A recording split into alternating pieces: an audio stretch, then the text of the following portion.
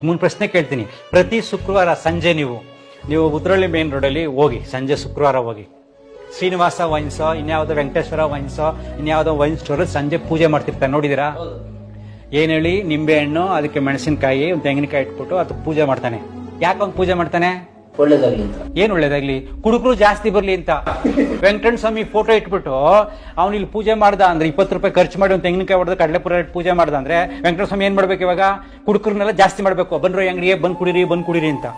ಸರಿ, ಆಮೇಲೆ ಅವ್ನು ಕುಡ್ಕೊಂಡ್ ಬಂದ, ಮನೆಗೆ ಗಲಾಟೆ ಮಾಡ್ದ. ಮನೆಗೆ ಬಂದು ಗಲಾಟೆ ಮಾಡಿದ ತಕ್ಷಣ ಹೆಂಡತಿ ಅವ್ರ ಅಮ್ಮ ಏನ್ ಮಾಡ್ತಾರೆ? ಅಯ್ಯೋ ಅಮ್ಮ ಇದ್ರ ಮಗನ್ಗೆ ಕುಡ್ತಾ ಬಿಡ್ಸವ ತಾಯಿ ಅಂದ್ಬಿಟ್ಟು ಅವಳು ಏನ್ ಮಾಡಿದ್ರೆ ಮಂಗಳವಾರ ಬನಶಂಕರಮ್ಮನ ದೇವಸ್ಥಾನಕ್ಕೆ ಹೋಗ್ತಾರೆ.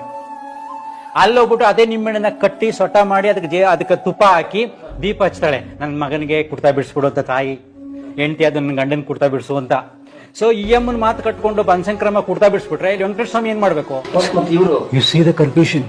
ತುಂಬಾ ಜನ ಪೂಜೆ ಮಹತ್ವವೇ ಗೊತ್ತಿಲ್ಲ. ಪೂಜೆ ಅನ್ನತಕ್ಕದ್ದು ಕೃತಜ್ಞತೆ. ಭಗವಂತ ನಾನು ಎಲ್ಲವನ್ನೂ ಅನುಭವಿಸ್ತಾ ಇದ್ದೀನಿ, ನಿನಗೆ ಅರ್ಪಣೆ ಮಾಡಿ ನಿನ್ ಪರ್ಮಿಷನ್ ತಗೊಂಡು ಅನುಭವಿಸ್ತೀನಿ ಅನ್ನತಕ್ಕಂಥ ಕೃತಜ್ಞತೆಯ ಭಾವವೇ ಪೂಜೆ ಆಗ್ಬೇಕು, ಬೇಡಿಕೆ ಪೂಜೆ ಅಲ್ಲ. ಎಷ್ಟೋ ಜನ ಊಟ ಇಲ್ಲದೆ ಒದ್ದಾಡ್ತಿದ್ದಾರೆ, ಎಷ್ಟೋ ಜನಕ್ಕೆ ಮನೆ ಇಲ್ಲದೆ ಒದ್ದಾಡ್ತಿದ್ದಾರೆ, ಎಷ್ಟೋ ಜನ ರಕ್ಷಣೆ ಪ್ರೀತಿ ಇಲ್ಲದೆ ಒದ್ದಾಡ್ತಾ ಇದ್ದಾರೆ. ನನಗೆಲ್ಲ ಸಿಕ್ಕಿದೆಯಪ್ಪ ಅಂತ ಅಲ್ಲಿ ಅರ್ಪಿಸಬೇಕು. ಕಂಡೀಷನ್ ಹಾಕಿ ನಾನು 1000 ರೂಪಾಯಿ ಪೂಜೆ ಮಾಡಿಸ್ತೀನಿ, 10,000 ರೂಪಾಯಿ ಮಾಡಿಸ್ತೀನಿ, ಇಷ್ಟು ಮಾಡಿಸ್ತೀನಿ, ಇಷ್ಟು ಕೊಡುವಂತ ವ್ಯಾಪಾರ ಅಲ್ಲ.